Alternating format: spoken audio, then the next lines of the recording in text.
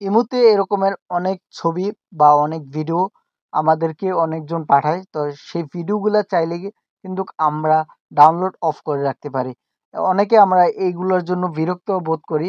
সেজন্য অবশ্যই আপনার যে ইমো অ্যাকাউন্টটি আছে সেটাতে চলে আসতে হবে। তো এটাতে আসার পর এইখানে উপরে দেখতে পারবেন যে আপনার প্রোফাইলটা, সেই প্রোফাইলে ক্লিক করে দিবেন। ক্লিক করার পর এইখানে দেখতে পারবেন সেটিং অপশন। এইখানে সেটিং অপশনে আপনারা একটি ক্লিক করে দিবেন। ক্লিক করার পর এইখান থেকে আপনারা চলে আসবেন চ্যাট। এখানে যে চ্যাট অপশনটি দেখতে পাচ্ছেন, এই চ্যাট অপশনে আপনারা একটি ক্লিক করে দিবেন। ক্লিক করার পর এইখানে চলে আসবেন। নিচে দেখতে পারবেন যে অটো সেভ আফটার রিসিভ।